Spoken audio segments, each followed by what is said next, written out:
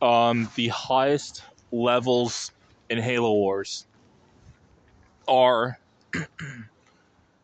um, first, starting with not being able to play any games. If you aren't playing any games and the amount of games you're playing is 0, then you've reached the highest level in Halo Wars, right? Because it means that you have no worthy opponents, right? So if you aren't able to play any high level games, you have reached the mountaintop. You've reached the peak.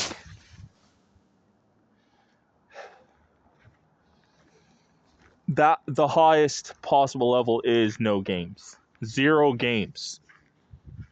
That's the highest level. It's quite boring, but that is the highest level. The second highest level is the narrative, the story, what players believe, what you believe. If you control the story, you've reached the second highest level in the game. If people believe you're the best or one of the best, you control the story.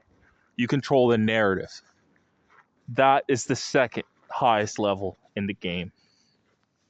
The third highest level in the game, I would say, is your I could say knowledge and skill.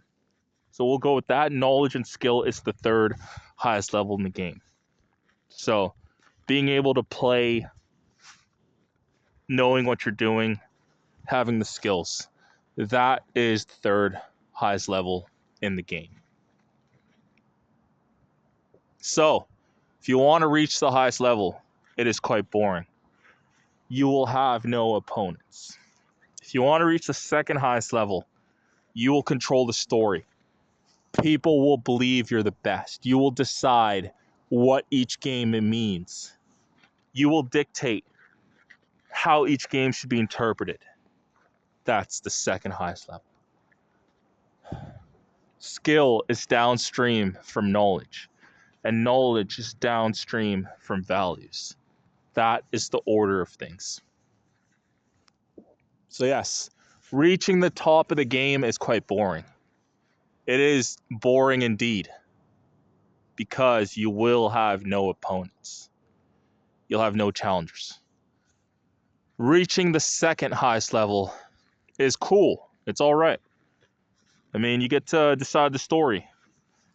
You get to tell people what they believe. I mean, it's not really that bad. It's not bad at all.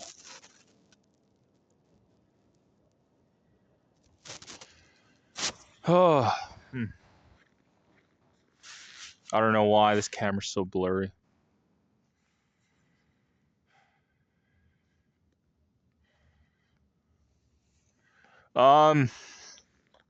Yeah. So controlling the story, and as for skills, skills are just being able to perform uh all the little tasks and little things. I mean, they're good. They're good, but if you know what you're doing, you can make the most of them.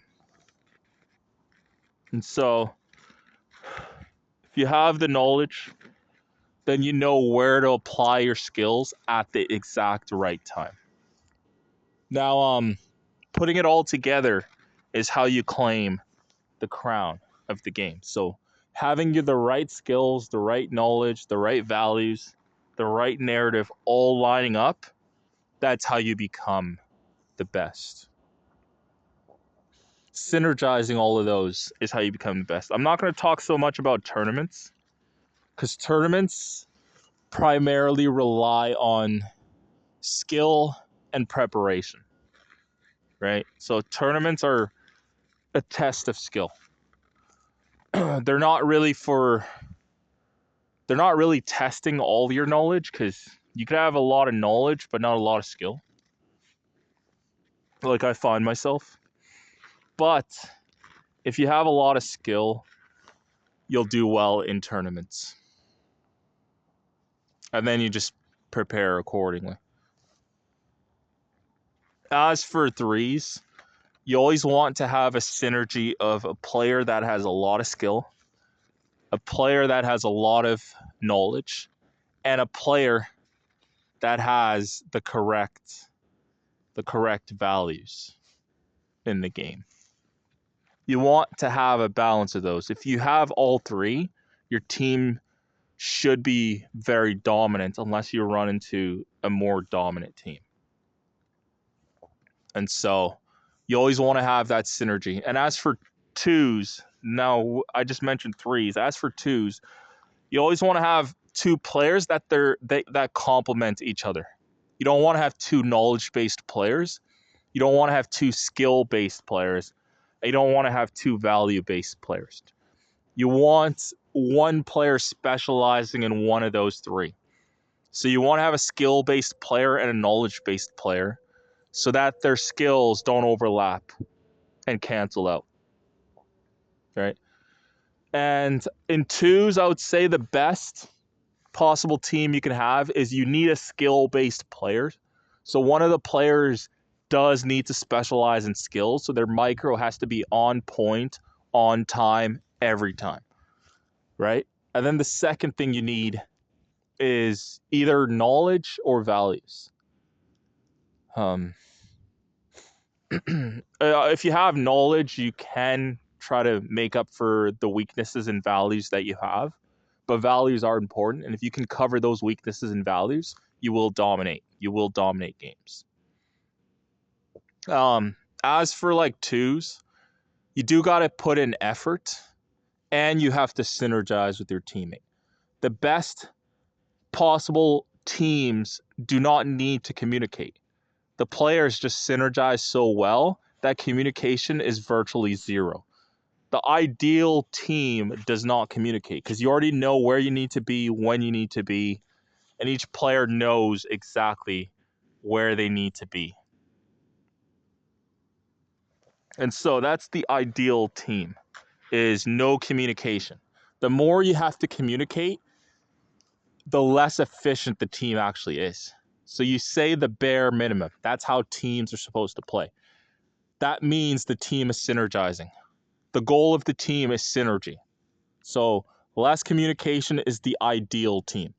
You want to keep communication to the essentials.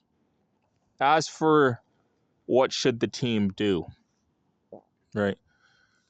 Well, I mean, the team should not really have an overarching strategy most of the time. I mean, strategies are good, but the team's goal is to gain dominance in a map dominance. You want to be in a dominant position to dictate the game.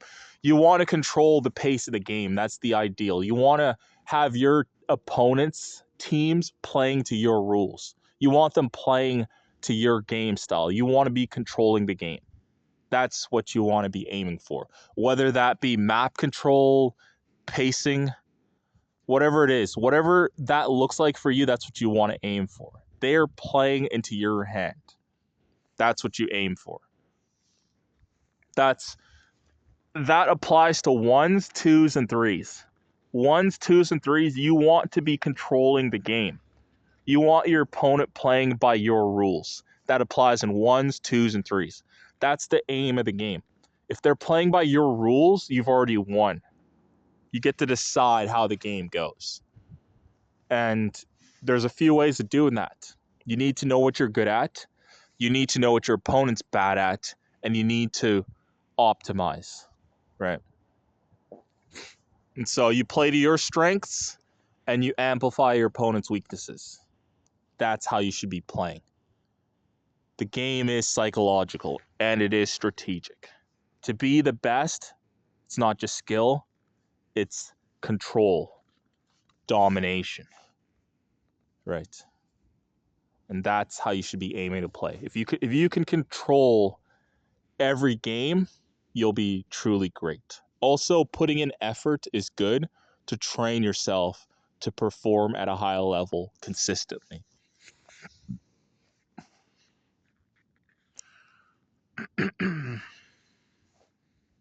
Yeah.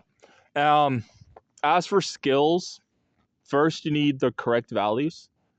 And then from there, everything falls downstream. If you have the correct values, you can get the correct information and the correct skills. You don't need all the skills. You just need to know where your skills excel, and you need to just hit key points in any game.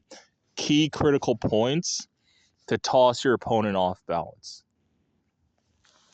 I think I'll end the video here. Thanks.